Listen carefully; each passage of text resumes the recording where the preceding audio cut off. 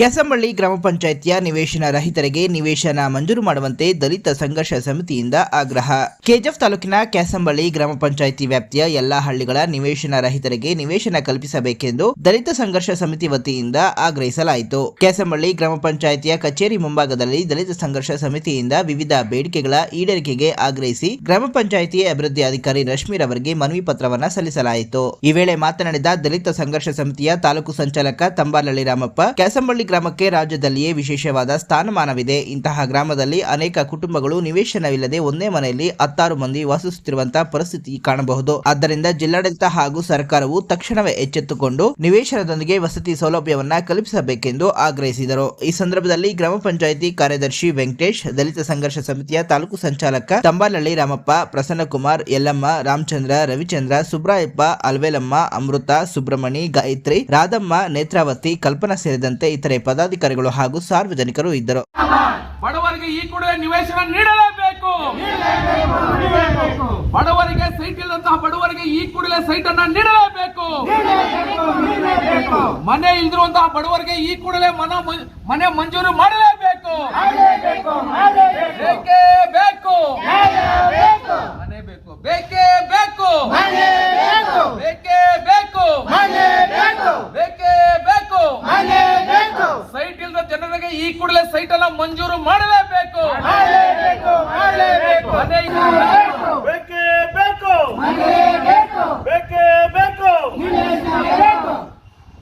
जिंदाबाद जिंदाबाद जिंदाबाद जिंदाबाद जिंदाबाद जिंदाबाद बेके बेको न्याय बेको बेके बेको ಸೂರ್ಯದವರಿಗೆ ಮನೆ ಕೊಡಬೇಕು ಮತ್ತು ಸುಮಾರು 10 ವರ್ಷಗಳಿಂದ ಕೂಡ ಇದುವರೆಗೂ ಕೂಡ ಮನೆಗಳಿಲ್ಲದಿರಾ ನಾವು ಮನವಿಗಳನ್ನು ಸುಮಾರು 2008ರಿಂದ ಕೂಡ ಹೋರಾಟವನ್ನು 10 ವರ್ಷಗಳಿಂದ ಹೋರಾಟವನ್ನು ಹಮ್ಮಿಕೊಂಡು ಬರ್ತಾನೆ ಇದ್ದೀವಿ. ಇದರ ಪರವಾಗಿ ಕೂಡ ಸುಮಾರು ಹೋರಾಟಗಳನ್ನು ಮನವಿಯಲ್ಲಿ ಕೊಟ್ಟಾಡ್ತೀವಿ. ಜಿಲ್ಲಾಧಿಕಾರಿಗಳಿರ್ಬೋದು, ದಂಡಾಧಿಕಾರಿಗಳಿರ್ಬೋದು ಮತ್ತು ಕಾರ್ಯನಿರ್ವಹಣಾಧಿಕಾರಿಗಳಿರ್ಬೋದು, ದಲಿತ ಸಂಘರ್ಷ ಸಮಿತಿ ಸುಮಾರು 10 ವರ್ಷಗಳಿಂದ ಕೂಡ ಹೋರಾಟವನ್ನು ಹಮ್ಮಿಕೊಂಡು ಬರ್ತಾನೆ ಇದೆ. 10 ವರ್ಷದಿಂದ ಕೂಡ ಯಾರಿಗೂ ಇದುವರೆಗೂ ಸರ್ಕಾರ ಒಂದು ಮನೆ ಕೂಡ ನಿರ್ಮಾಣ ಮಾಡಿಲ್ಲ. ಮನೆ ಮಂಜೂರು ಆಗ್ತಾ ಇದೆ, ಸರ್ಕಾರದಿಂದ ಬರ್ತಾ ಇದೆ ಅಂತ ಹೇಳ್ತಾ ಇದ್ದಾರೆ. ಬರೀ ಆಶ್ವಾಸನೆ ಮಾತ್ರ ಜನಗಳಿಗೆ ಮೈಂಡಲ್ಲಿ ಬರ್ತಾ ಇದೆ ಕೂಡ ಅಡಿಪಾಯಗಳನ್ನು ಹಾಕೊಂಡು ನಿವೇಶನ ಇಲ್ದವರು ನಮಗೆ ಸೈಡ್ಗೆ ಕೊಡಬೇಕು ಅಂತೇಳಿ ಸರ್ಕಾರ 2008ರಲ್ಲಿ ಕೂಡ ಒಂದು ಆದೇಶ ಬಂದಿದೆ ಮಾನ್ಯ ಜಿಲ್ಲಾಧಿಕಾರಿಗಳಿಗೆ.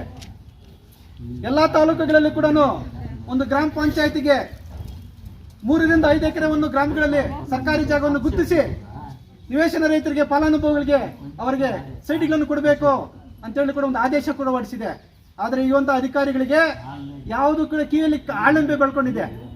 ಯಾರೋ ಬರಬೇಕು, ಮನವಿ ಕೊಟ್ಟು ಹೋಗ್ತಾರೆ, ಫಲಾನುಭವಿಗಳು ಯಾರು ಕೇಳಲ್ಲ ನಮ್ಮನ್ನ. ಇಲ್ಲಿಂತ ಗ್ರಾಮ ಪಂಚಾಯತಿ ಅಭಿವೃದ್ಧಿ ಅಧಿಕಾರಿಗಳಾಗಿರ್ಬೋದು, ಚುನಾವಣಾ ಪ್ರತಿನಿಧಿಗಳು, ಗ್ರಾಮ ಪಂಚಾಯತಿ ಚುನಾವಣಾ ಪ್ರತಿನಿಧಿಗಳು, ಅವರಿಗೆ ಜ್ಞಾನ ಇಲ್ಲ ಅನ್ಸುತ್ತೆ. ಸರ್ಕಾರ ಏನು ಸುತ್ತಲೇ ಹೋಗಿದ್ದು ಗ್ರಾಮಗಳಲ್ಲಿ ಹೋಗಿ ಓಟ್ ಹಾಕೊಂಡು ಯಾರು ಎನರ್ಜಿ ಕೆಲಸಕ್ಕೆಲ್ಲ ಸ್ವಾಮಿ ನಿಮ್ಮನ್ನ ಚುನಾವಣಾ ಪ್ರತಿನಿಧಿಗಳು ಮಾಡಿರೋದು.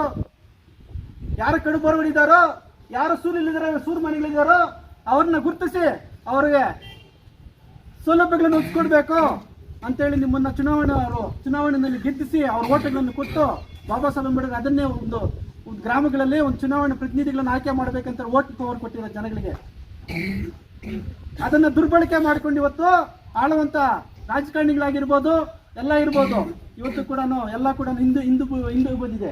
ಇವತ್ತು ನಮ್ಮ ರಾಜ್ಯದ ನಮ್ಮ ಸ್ಟೇಟ್ ಏನಿದೆ ಇವತ್ತು 5ನೇ ಸ್ಥಾನದಲ್ಲಿದೆ ಬಡವರಲ್ಲಿ. ಎಲ್ಲ ಕೂಡ ಸ್ಟೇಟ್ಗಳಲ್ಲಿ ಕೂಡ 1, 2, 3 ಅಂದ್ರೆ ನಮ್ಮ ಸ್ಟೇಟ್ 5ನೇ ಸ್ಥಾನದಲ್ಲಿದೆ ಇವತ್ತು ಬಡವರಲ್ಲಿ. ಇವತ್ತು ಕೂಡ ಊಟ ಇಲ್ದಿರ ಅಲಿತಾರ ಪರಿಸ್ಥಿತಿ ಇದೆ. ಎಷ್ಟೋ ನಮ್ಮ ಕೆಜಿಎಫ್ ಕ್ಷೇತ್ರದಲ್ಲಿ ಕೂಡ ಇದು ಏನು ನಿರಾಶ್ರಿತರ ಆಶ್ರಮಗಳಿದೆ ಇವತ್ತು. ಯಾಕಿದೆ ಹೇಳು? ಸರಿಯಾದಂಥ ಸರ್ಕಾರದ ಸೌಲಭ್ಯಗಳನ್ನು ಸರಿಯಾಗಿ ಮುಟ್ಟಿಸೋಂಥ ರೀತಿಯಲ್ಲಿ ಯಾರ ಅಧಿಕಾರಿಗಳಾಗಿರ್ಬೋದು ಮುಟ್ಟಿಸ್ತಾ ಇಲ್ಲ. ಬೇರೆ ಗ್ರಾಮ ಪಂಚಾಯತಿಯಲ್ಲಿ ಬರ್ತಾರೆ, ಕೂತ್ಕೊಂತಾರೆ, ಯಾರೊಬ್ಬ ಗ್ರಾಮ ಪಂಚಾಯತಿಯನ್ನು ಕರ್ಕೊಂತಾರೆ, ಒಂದು ಗ್ರಾಮ ಸಭೆ ಮಾಡೋದಿಲ್ಲ. ಇದುವರೆಗೂ ಕೂಡ ಒಂದು ಗ್ರಾಮ ಸಭೆ ಮಾಡಲ್ಲ, ವಾರ್ಡ್ ಸಭೆ ಮಾಡೋದಿಲ್ಲ. ಯಾರಿಗೆ ಗ್ರಾಮ ಪಂಚಾಯತ್ ಅಭಿವೃದ್ಧಿ ಅಧಿಕಾರಿಗಳಂದ್ರೆ ಅವರೇ ಖುದ್ದಾಗಿ ಹೋಗಿ ಯಾರಿಗೆ ಮನೆ ಇಲ್ವೋ, ಯಾರಿಗೆ ನಿವೇಶನ ಇಲ್ವೋ ಪಟ್ಟಿ ಮಾಡ್ಬೇಕು ಗ್ರಾಮ ವಾರ್ಡ್ ಸಭೆಯಲ್ಲಿ. ಇದುವರೆಗೂ ಕೂಡ ಯಾರು ಮಾಡ್ತಾ ಇಲ್ಲ. ಒಬ್ಬ ಗ್ರಾಮ ಪಂಚಾಯತಿ ಸದಸ್ಯರು ಏನು ಹೇಳ್ತಾರೆ ಅದೇ ಕೇಳ್ಕೊಂಡು ಗ್ರಾಮ ಪಂಚಾಯತಿ ಅಭಿವೃದ್ಧಿ ಅಧಿಕಾರಿಗಳನ್ನ ಅವರ ಅಧಿಕಾರವನ್ನು ಚಲಾವಣೆ ಮಾಡ್ತಾ ಇದ್ದಾರೆ.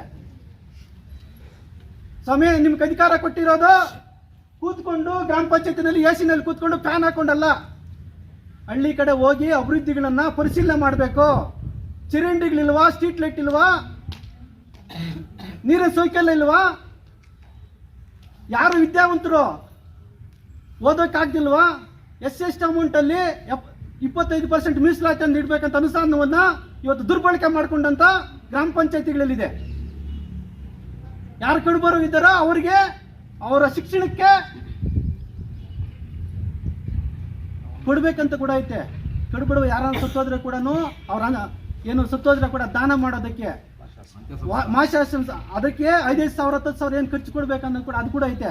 ಇವತ್ತು ಯಾರು ಕೂಡ ಅದನ್ನ ಯಾವುದೋ ಒಂದು ಪೈಪ್ ಲೈನ್ಗೆ, ಯಾವುದೋ ಒಂದು ಚಿರಂಡಿಗೆ, ಯಾವುದೋ ಒಂದು ಸ್ಟ್ರೀಟ್ ಲೈಟ್ಗೆ ಹಾಕೊಂಡು ಅದನ್ನ ದುರ್ಬಳಕೆ ಮಾಡ್ಕೊಳ್ಳೋಂಥ ಸ್ಥಿತಿ ಬಂದಿದೆ ಗ್ರಾಮ ಪಂಚಾಯತಿಗಳಲ್ಲಿ.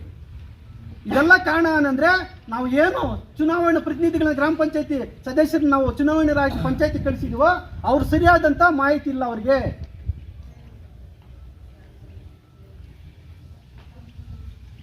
ಇವತ್ತು ಚುನಾವಣಾ ಪ್ರತಿನಿಧಿಗಳು ಯಾರು ಮಾಡ್ತಾ ಇದ್ದಾರೆ ಅಂದ್ರೆ ಯಾರ ವಿದ್ಯಾವಂತರಾಗಿದ್ರೆ ಅವ್ರು ಓಟ್ ಹಾಕೋದಿಲ್ಲ, ಸ್ಟಾಂಪ್ ಪೇಂಟ್ ಯಾರನ್ನ ಎಲ್ಬೋರ್ಡ್ಗಳಾಗಿ ಅವ್ರನ್ನ ಚುನಾವಣಾ ಪ್ರತಿನಿಧಿಗಳು ಮಾಡೋದು, ಅಲ್ಲಿ ಬೇರೆ ಚೇರ್ ಮೇಲೆ ಕೂತ್ಕೊಂಡು ಅವ್ರು ಕಳಿಸುವಂತ ರೀತಿ ಆಗ್ಬಿಟ್ಟಿದೆ. ದಯವಿಟ್ಟು ಹೇಳ್ತಾ ಇದ್ದೀನಿ, ಮೊನ್ನೆ ಅಭಿವೃದ್ಧಿ ಅಧಿಕಾರಿಗಳು ಮೇಡಮ್ನವರೇ, ಲಕ್ಷ್ಮಿ ಮೇಡಮ್ನವರೇ, ನಿಮ್ಮ ಪಂಚಾಯತಿನ ಸುಮಾರು ಬೇಡಿಕೆಗಳಿಗೂ NRGನ ದುರ್ಬಳಕೆ ಮಾಡ್ಕೊಂತ ರೀತಿಯಲ್ಲಿ ನಮ್ಮ ಕಣ್ಣಿಗೆ ಕಾಣ್ತಾ ಡೈಲಿ ಪೇಪರ್ಗಳು ಬರ್ತಾ ಇದೆ ಗ್ರಾಮ ಪಂಚಾಯತಿನಲ್ಲಿ. ಅಲ್ಲೆಲ್ಲ ಸರ್ಕಾರಿ ಜಾಗದಲ್ಲಿ ಹುಲಿ ತೋಡೋದು, ಬಿಲ್ಗಳು ಮಾಡ್ಕೊಳ್ಳೋದು, ಇದೆಲ್ಲ ನಿಮಗೆ ಕಣ್ಣಿಗೆ ಕಾಣ್ತಾ ಇದೆ ಅಂತ ಗೊತ್ತಿಲ್ಲ ನನಗೆ. ಈ ಗ್ರಾಮ ಪಂಚಾಯತಿನ ಸುಮಾರು ಪೇಪರ್ ಅವ್ರಿಗೆ ಬರ್ತಾ ಇದೆ ನನಗೆ. ನಮ್ಮಂತ ಸಂಘಟನೆಯವರು ಸುಮಾರು ಹೋರಾಟಗಳು ಮಾಡ್ತಾ ಇದ್ದಾರೆ, ಆದರೂ ಕೂಡ ನೀವು ಎಚ್ಚೆತ್ಕೊಂಡಿಲ್ಲ ಇದುವರೆಗೂ. ನಿಮ್ಮ ಹತ್ರ ಒಂದೇ ಸತಿ ಒಂದು ಮಾಹಿತಿ ತಗೊಂಡೆ, ಒಂದ್ಸತಿ ಬಂದಾಗ ಮೇಡಮ್ ನಿಮ್ಮ ಗ್ರಾಮ ಪಂಚಾಯತಿನಲ್ಲಿ ಇದುವರೆಗೂ ಏನೋ ಜಾಗ ಗುರುತಿಸಿದ್ರೆ ಖಾಲಿ ನಿವೇಶನ ರೈತರಿಗೆ ಅಂತ ಹೇಳಿದೆ. ಸರ್ ಇದೆ ಅಂತ ಏನು ಪ್ರಸ್ತಾಪನೆ ಏನು ಕಳಿಸಿದ್ರು ಎಲ್ಲ ಗೊತ್ತಿಲ್ಲ. ನಾವು ಇವತ್ತು ನೀವು ಅದನ್ನ ನಮಗೆ ತಿಳಿಸ್ಕೊಡ್ಬೇಕು. ಹಾಗೆ ಇವತ್ತೇನು ನಾವು ಇಷ್ಟು ಬೇಡಿಕೆಗಳು ಇಟ್ಟಿದ್ವು, ಈ ಕೂಡಲೇ ನಾವೇನು ನಿವೇಶನ ರೈತರಿಗೆ ಒಂದು ಮನವಿ ಕೊಡ್ತಾ ಇದ್ದೀವಿ. ಈ ಕೂಡಲೇ ಒಂದು ಗ್ರಾಮ ಪಂಚಾಯತಿಯ ಒಂದು ನಿಮ್ಮ ಗ್ರಾಮ ಪಂಚಾಯತಿ ಅಧ್ಯಕ್ಷರ ಮೇರೆಗೆ ಎಲ್ಲ ಕೂಡ ಒಂದು ರಿಸರ್ವೇಷನ್ ಮಾಡಿ ಕಾನೂನು ನಿವಾರಿ ಅಧಿಕಾರಿಗಳಿಗೆ ಮತ್ತು ತಾಲೂಕು ದಂಡಾಧಿಕಾರಿಗಳಿಗೆ ನಮ್ಮ ಬೇಡಿಕೆಗಳನ್ನು ಅವರಿಗೆ ರಿಸರ್ವೇಷನ್ ಮಾಡಿ ಕಳಿಸ್ಕೊಡ್ಬೇಕಂತೇಳಿ ತಮ್ಮಲ್ಲಿ ಮನವಿ ಮಾಡ್ಕೊಳ್ತಾ ಇದ್ದೀನಿ. ಜೈ ಭೀಮ್.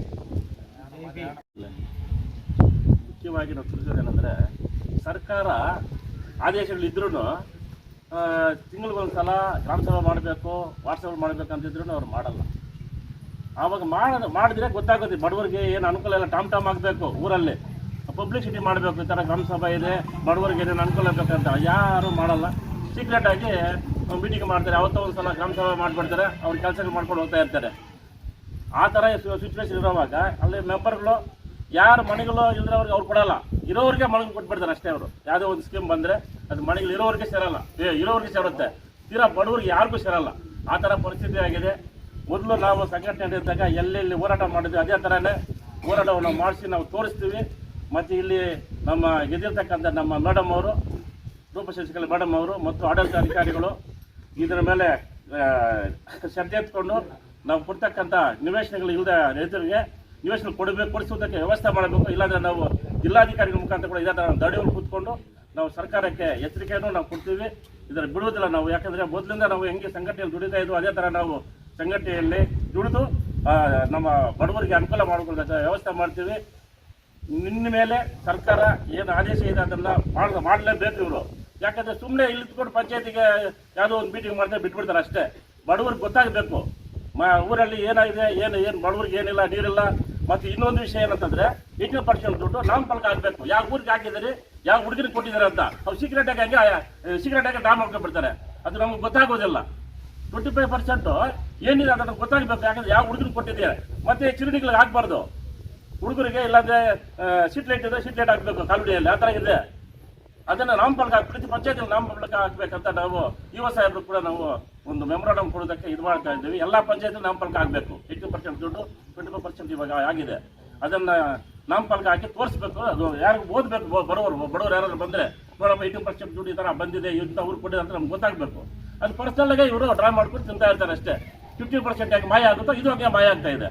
ದಯವಿಟ್ಟು ಇಲ್ಲಿ ನಾವು ಮೆಮೊರಾಂಡಮ್ ಕೊಡ್ತಕ್ಕಂಥ ಉದ್ದೇಶ ನಿವೇಶನ ಇಲ್ಲದ್ರೆ ಅವರಿಗೆ ನಿವೇಶನ ಕೊಡಬೇಕು. ಮತ್ತು ನಿವೇಶನ ಕೊಟ್ಟ ಮೇಲೆ ಮನೆಗಳು ಅವ್ರಿಗೆ ಕೊಡಿಸ್ಬೇಕಂತ ನಾವು ಸರ್ಕಾರಕ್ಕೆ ಎಚ್ಚರಿಕೆಯನ್ನು ಕೊಡ್ತಾ ಇದ್ದೇವೆ. ಇದನ್ನು ನಾವು ಯಾವತ್ತೂ ನಾವು ಹೋರಾಟ ಬಿಡುವುದಿಲ್ಲ. ಮುನ್ನೆಚ್ಚರಿಕೆಯಿಂದ ನಾವು ಸರ್ಕಾರಕ್ಕೆ ಎಚ್ಚರಿಕೆ ಕೊಡ್ತಾ ಇದ್ದೀವಿ. ಎಲ್ರಿಗೂ ಜೈ ಭೀಮ್. ಡಾಕ್ಟರ್ BR ಅಂಬೇಡ್ಕರ್ ಅವರು ಬರೆದಿರುವಂತಹ ಸಂವಿಧಾನದಲ್ಲಿ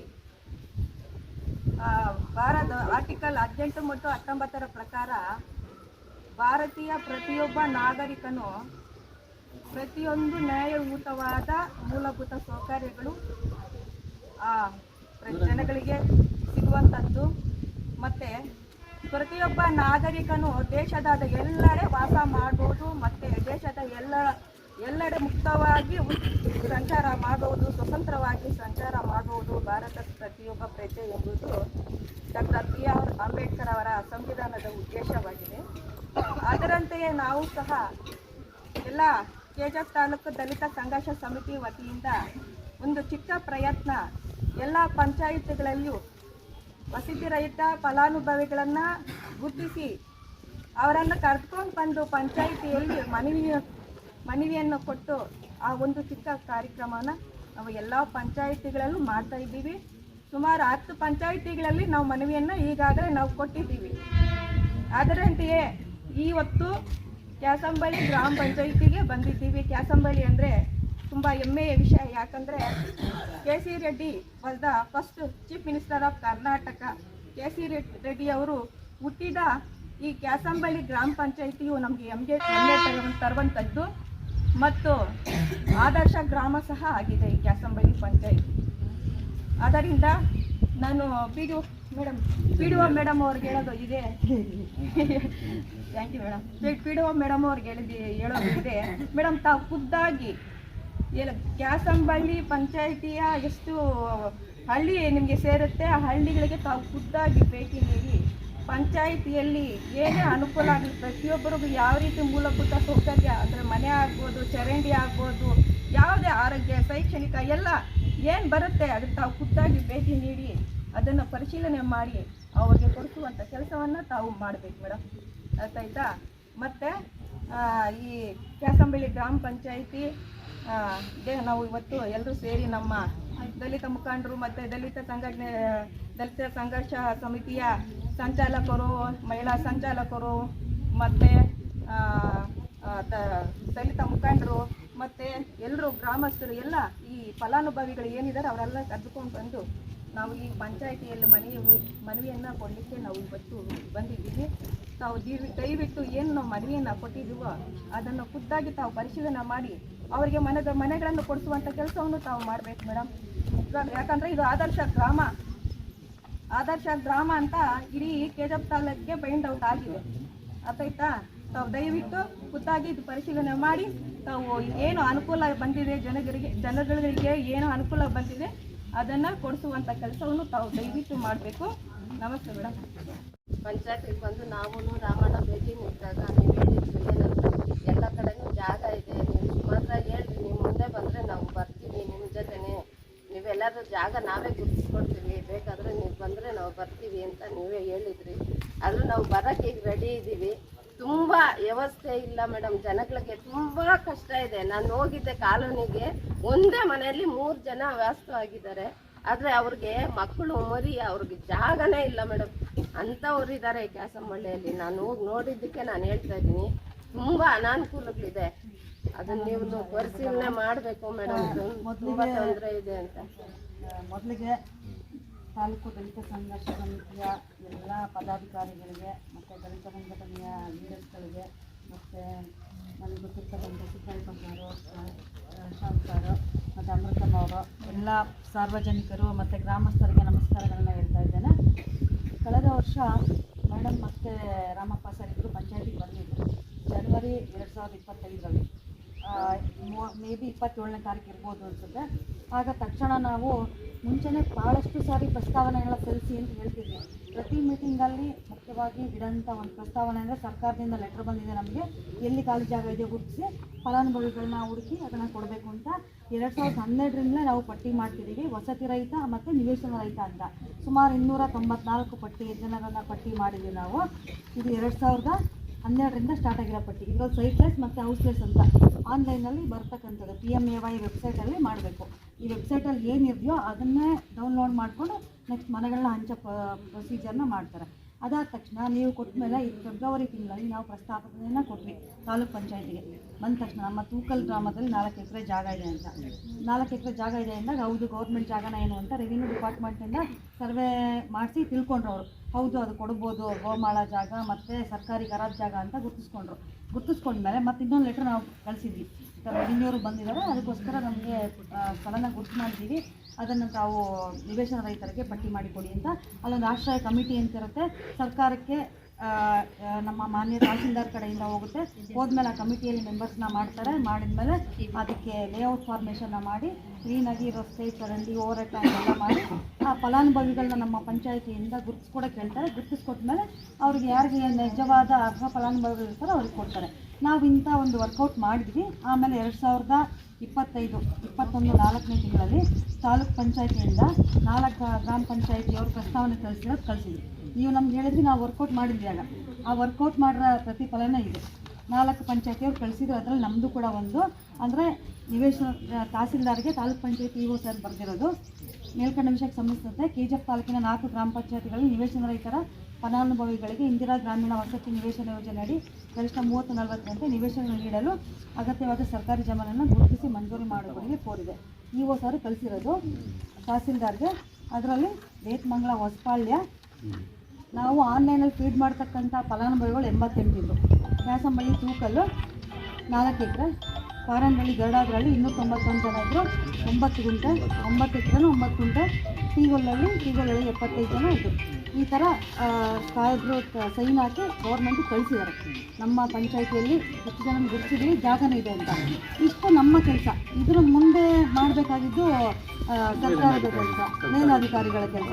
ಮೇಲಾಧಿಕಾರಿಗಳು ಮಾಡಿದ್ದಾರೆ. ನೀವು ಬಂದು ನಮಗೆ ಕೊಟ್ಟ ತಕ್ಷಣ ನಾವು ಸುಮ್ಮನೆ ಆಗಿಲ್ಲ ಸರ್, ನಾವು ವರ್ಕೌಟ್ ಮಾಡಿದ್ದೀವಿ, ವರ್ಕೌಟ್ ಮಾಡಿ ಗುರುತಿಸಿದಕ್ಕೇ ಅವರು ನಮ್ಮ ತಾಲೂಕ್ ಪಂಚಾಯಿತಿಯಿಂದ 4 ಎಕರೆ ಜಾಗ ಇದೆ ತೂಕಲಲ್ಲಿ ಫಲಾನುಭವಿಗಳಿಗೆ ಕೊಡಿ ಅಂತ ಕೊಟ್ಟಿದ್ದಾರೆ. ಮತ್ತು ಸುಮಾರು ನಾವು 294 ವಸತಿ ರೈತರ ಪಟ್ಟಿ ಮತ್ತು ಈ ಪಟ್ಟಿನ ಮಾಡಿದ್ದೀವಿ. ಈ ಪಟ್ಟಿ ನಮಗೂ ಗಮನಕ್ಕೆ ಕೊಡ್ತೀವಿ. ಸೈಟ್ಲೆಸ್ ಹೌಸ್ಲೆಸ್ ಎರಡೂ ಇದೆ. ಈಗಲೂ ಕೂಡ ನಾವು ಸುಮ್ಮನೆ ಅರ್ಜಿ ಇಸ್ಕೊಂಡು ಪಕ್ಕದಲ್ಲಿಟ್ಟರೆ ಆಗಲ್ಲ, ಅದನ್ನು ಆನ್ಲೈನಲ್ಲಿ ಫೀಡ್ ಮಾಡಬೇಕು. ಅದು ಆನ್ಲೈನಲ್ಲಿ ಫೀಡ್ ಮಾಡಬೇಕಂದ್ರೆ ರೇಷನ್ ಕಾರ್ಡು, ಆಧಾರ್ ಕಾರ್ಡ್ ಎಲ್ಲ ಅಪ್ಡೇಟ್ ಮಾಡಬೇಕು. ಸಪೋಸ್ ಅವ್ರಿಗೆ ಮುಂಚೆ ಮನೆ ಆಗಿದ್ರೆ ಮತ್ತೆ ಅದು ಅಪ್ಡೇಟ್ ತೊಗೊಳ್ಳಲ್ಲ, ಅವ್ರದ್ದು ಹಂಗೆ ಉಳ್ಕೊಳ್ಳುತ್ತೆ. ಉಳಿದವ್ರದ್ದು ಅಪ್ಲೋಡ್ ಆಗುತ್ತೆ. ಇಲ್ಲಿ ಬಂದಿರತಕ್ಕಂಥ ಸುಮಾರು ಒಂದು 4-5 ಜನ ನಾನೇ ಫೈಂಡ್ ಔಟ್ ಮಾಡಿದೆ ಮನೆ ಆಗಿದೆ ಅವ್ರಿಗೆ. ನಾನೇ ಹೋಗಿ GPS ಮಾಡ್ತಾ ಇದ್ದೆ ಅವಾಗ ಫಸ್ಟ್ ಬಂದಾಗ. GPS ಮಾಡಿದ ಗುರುತಿದೆ ನನಗೆ. ಕೆಲವರು ಅಲ್ಪಸಂಖ್ಯಾತರಿದ್ದಾರೆ, ಅವ್ರನ್ನೆಲ್ಲ ಅಬ್ಸರ್ವ್ ಮಾಡಿದ್ರೆ ಕೊಡ್ತೇವೆ ನಾವು ನೋಡಿ. ಮತ್ತೆ ನೀವು ವರ್ಕೌಟ್ ನೀವು ಹೇಳೋದಕ್ಕೆ ನಾವು ವರ್ಕೌಟ್ ಮಾಡಿದೀವಿ. ನಾವು ಯಾವತ್ತೂ ಹಂಗೆ ಸರ್. ಅದಾದ್ಮೇಲೆ ಇನ್ನೊಂದು ವಿಷಯ ತಾವು ಹೇಳಿದ್ರಿ ಸರ್, ಗ್ರಾಮ ಸಭೆ, ವಾರ್ಡ್ ಸಭೆಗಳು ಪಂಚಾಯತಿಗಳಲ್ಲಿ ಸಕಾಲಕ್ಕೆ ನಡೀತಿಲ್ಲ. ಕೆಲವು ನಾವು ಕರೆಯೋದು ನಮ್ಮ ಜವಾಬ್ದಾರಿ. ಅದಕ್ಕೆ ಅಧ್ಯಕ್ಷತೆ ವಹಿಸುವಂಥವರು ಗ್ರಾಮ ಪಂಚಾಯತಿ ಚುನಾಯಿತ ಸದಸ್ಯರೇ. ಅವರು ಕೂಡ ಆ ಒಂದು ಟೈಮು ಮತ್ತು ಅವರಿಗೆ ವ್ಯವಸ್ಥೆ ನೋಡಿಕೊಂಡು ಮಾಡಿಕೊಡ್ತಾರೆ. ನಾವು ಬಂದಾಗಿಂದ ಎಲ್ಲ ಹಳ್ಳಿಗಳಿಗೂ ಹೋಗಿ ಬಂದ್ವಿ. 15 ದಿವಸ ಮುಂಚೆನೇ ವಾರ್ಡ್ ಸಭೆ ಪಾಂಪ್ಲೆಟ್ ಕೊಡಿಸಿದ್ವಿ. ನಿಮ್ಮೂರಿಗೂ ಬಂದಿದ್ವಿ. ಅಮ್ಮಮ್ಮ ಅವರು ನೀವೊಬ್ಬರು ಇದ್ರಿ ಅನ್ಸುತ್ತೆ ಅಲ್ಲಿ. ಯಾವ ಊರಲ್ಲಿ ವಾರ್ಡ್ ಸಭೆಗೆ ಹೋದ್ರು 4 ಜನದ ಮೇಲೆ ಬರೋಲ್ಲ. ಪರ್ಟಿಕ್ಯುಲರ್ ಆಗಿ ಕ್ಯಾಸಂಬಳ್ಳಿಗೆ ಹೋದರೆ ಅರ್ಧ ಗಂಟೆ ಅಲ್ಲ, 1-2 ಗಂಟೆ ವೆಯ್ಟ್ ಮಾಡಿದ್ರು ಯಾರು ಬರೋಲ್ಲ ಸರ್, ಯಾರು ಬರೋಲ್ಲ. ಬಂದರೆ ಸುಮಾರು ಒಂದು 5-6 ಜನ ಬರ್ತಾರೆ. ನಾವು ಬರೋ ತನಕ ವೆಯ್ಟ್ ಮಾಡ್ಕೊಂಡಿತ್ತು. ನಾವು ಮಾಡ್ಕೊಂಡ್ಬಂದಿದ್ವಿ 10:30 ಅಂದರೆ 12 ಗಂಟೆಗೆ ವಾರ್ಡ್ ಸಭೆ ಮಾಡ್ಕೊಂಡ್ಬಂದಿರೋದು. ಗುಟ್ಟಳ್ಳಿ ಗ್ರಾಮದಲ್ಲಿ ರೋಡಲ್ಲೇ ಕುತ್ಕೊಂಡು ಮಾಡ್ಕೊಂಡ್ಬಂದಿದ್ದೀವಿ. ಪ್ರತಿಯೊಂದು ಗ್ರಾಮಕ್ಕೂ ಹೋಗಿದ್ದೀವಿ. ಮೆಂಬರ್ಸು ಆಯಾ ಗ್ರಾಮದ ಮೆಂಬರ್ಸ್ ಬರ್ತಾರೆ. ಅಧ್ಯಕ್ಷರು ಉಪಾಧ್ಯಕ್ಷರು ಪ್ರತಿ ಗ್ರಾಮಕ್ಕೂ ಬಂದಿದ್ದಾರೆ. ಮಾಡ್ತಾಯಿದ್ವಿ. ಮಾಡ್ದಲೇ ಆ ಥರ ಏನು ನಡೆಸಿಲ್ಲ. ಮತ್ತು NREGದು ಒಂದು ಕೇಳಿದ್ರಿ ಸರ್, ಸರ್ಕಾರಿ ಜಾಗಕ್ಕೆ ಸೇರಿದ ಜಾಗದಲ್ಲಿ ಆಗಿರುತ್ತೆ ಅಂತ. ಅದು ಸ್ಕೂಲ್ಗೆ ಅಂತ ಸ್ಯಾಂಕ್ಷನ್ ಆಗಿಲ್ಲ. ಆಗಲೇ 2022ರಲ್ಲಿ ರಾಜಕಾಲುವೆ ಮಾಡಿದ್ದೆ. ಸಪೋಸ್ ಆ ಸ್ಯಾಂಕ್ಷನ್ ಆದಮೇಲೂ ಕೂಡ ರಾಜಕಾಲುವೆ ಜಾಗದಲ್ಲಿ ಅವರು ಬಿಲ್ಡಿಂಗ್ ಕಟ್ಟಕ್ಕೆ ಬರುತ್ತಾ? ಆಮೇಲೆ ನಾನು ಹೇಳ್ಬಿಡ್ತೀನಿ ಸರ್, ಆದಮೇಲೆ ಆ ರಾಜಕಾಲುವೆ ಅಭಿವೃದ್ಧಿ ಮಾಡಿದ್ದಾರೆ. ಆ ರಾಜಕಾಲುವೆ ನೀರೆಲ್ಲ ಹೋಗ್ತಿತ್ತು ಅಂದರೆ ಅಲ್ಲಿ ಪಕ್ಕದಲ್ಲಿದ್ದಂಥ ಜಮೀನುಗಳಿಗೆ ಅದಕ್ಕೆ ಹೋಗ್ತಾ ಇತ್ತಂತೆ. ಅದಕ್ಕೋಸ್ಕರ 22ನೇ ಸಾಲಲ್ಲೇ ರಾಜಕಾಲುವೆ ಮಾಡಿದ್ದಾರೆ. ಈ ವರ್ಷ ಸೆಪ್ಟೆಂಬರ್ ತಿಂಗಳಲ್ಲಿ, ಅಂದರೆ ಕಳೆದ ವರ್ಷ ಸೆಪ್ಟೆಂಬರ್ 25ರಲ್ಲಿ ಸ್ಕೂಲಿಗೆ ಇಷ್ಟು ಎಕರೆ ಜಾಗ ಅಂತ ಗುರುತಿಸಿರೋದು. ಅದಕ್ಕೆ ಮುಂಚೆನೇ ಗ್ರಾಮ ಪಂಚಾಯತಿಯಿಂದ ಗೋಕುಂಟೆ ಒಂದು ಮತ್ತು ರಾಜಕಾಲುವೆ ಒಂದು ಆಗಿದೆ.